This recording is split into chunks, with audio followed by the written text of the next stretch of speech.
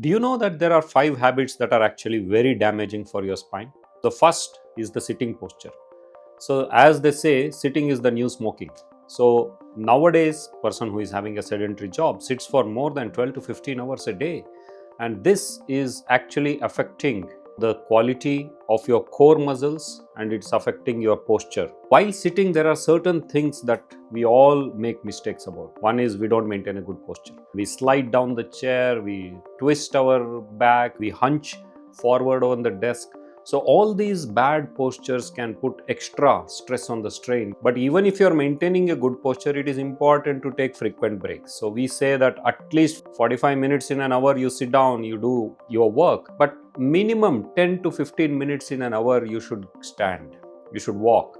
You can do some light stretches even while sitting, even while standing at the place of your desk.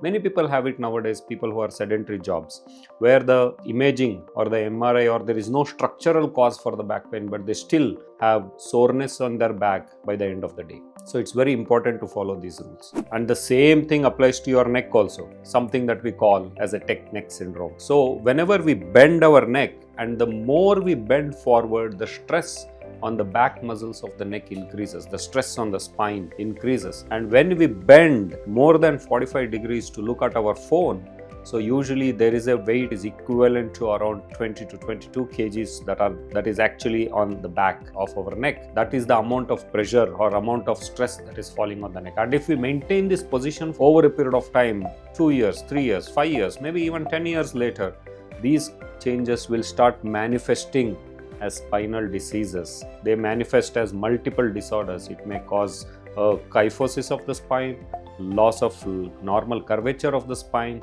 or it may cause disc prolapses, it may cause nerve compression, or it may cause even joint arthrosis, joint arthritis in the back of the spine. So ultimately it is important to maintain or preserve or take corrective measures from the beginning itself to prevent these things that from happening at a later date. The third main reason why spine damage can happen is irresponsible lifting. We should be careful and we should lift objects in the right way. When we are lifting a heavy object or picking up something from the floor, it is important not to just bend our back by keeping our knees straight. It is important to actually bend our knees and hips so that the pressure or the strain is transferred over multiple joints and the stress on the back itself is small. Even when we are picking a heavy object, they are supposed to be held close to our body. Our elbows have to be tucked inside, and rather than holding them out away, it has to be tucked in so that the pressure doesn't actually get transmitted to the center of the body.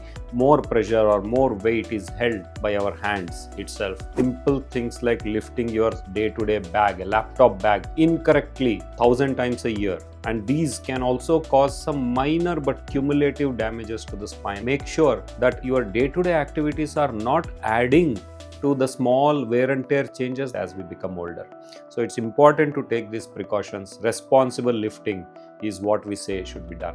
The fourth thing is incorrect sleeping posture. And as we know that sleep is very important for our body and it's important for our spine as well. The spine, which is standing, sitting throughout the day, bearing our weight, needs its appropriate rest and needs its appropriate rest in the correct position.